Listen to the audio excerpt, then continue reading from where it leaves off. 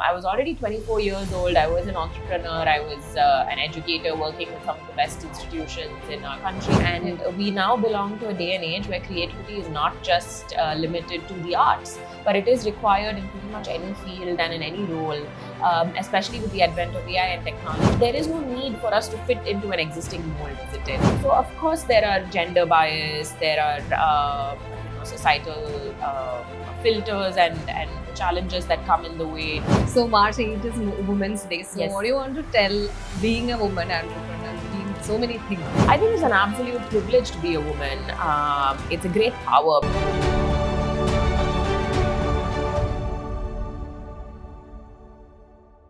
Hello, welcome to NX. Today we have Aishwarya Manivanan with us. Let's have a talk with her. Welcome, ma'am. Thank you very much.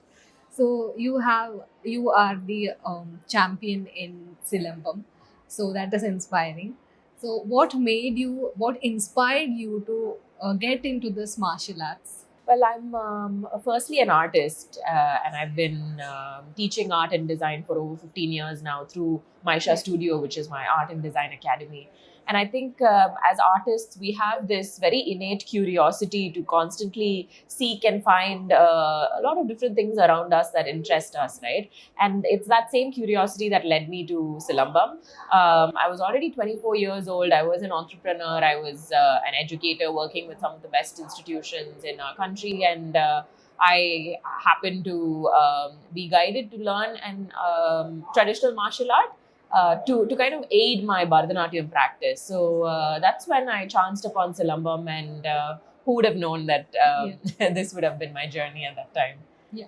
So you are an educator as well as you are an artist, you are a designer.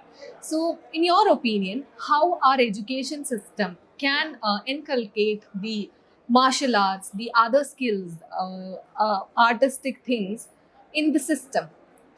See, I think the core of any art form is creativity, isn't it? And we now belong to a day and age where creativity is not just limited to the arts, but it is required in pretty much any field and in any role. Especially with the advent of AI and technology, the more creative you are, the better of a problem solver you are. That's what's going to kind of push you to the forefront of any kind of innovation, right? So from that angle, I think be it contemporary art and design or a traditional knowledge system like Silambam, these are very key structures that we can take away from, because an art form like Silambam, which has existed for 3,000, 4,000 years, or a very contemporary and new age media like AI or virtual reality, what becomes the core of all of this is a sense of play and a sense of discipline. And I think that these two are very important factors that we can learn from, and that should also become a very important factor in education systems as a whole. So play and discipline together. So, in your opinion, how the aspiring students, can pursue their career in martial arts? Um, Again, when it comes to careers these days, there is no need for us to fit into an existing mold, isn't it? We can create our own profile, we can create our own careers. And so gone are the days where you study medicine and you become a doctor, right? I have a student who studied medicine and who's now an animation expert because they are specializing in medical animation. So when it comes to martial art, of course, there is the physical aspect of the training and the well-being that you receive out of it. But through the training of martial arts, of course, Silambam is a sport as well. So there are a lot of people who take up the sport professionally. But more than anything else, it really works on overall well-being. Isn't it? And that can kind of translate into a lot of well-being practices and potential career options as well. So, what are the challenges you have gone through when you have taken a career that is not conventional? Whether it's a conventional career or not, challenges are bound to be there. And I think that over the last 2 to 3 decades that I've been learning, and I mean, we're constantly learners and also practitioners, isn't isn't it? So of course there are gender bias, there are societal filters and challenges that come in the way. There's also this constant need for us to be defined within one specific role.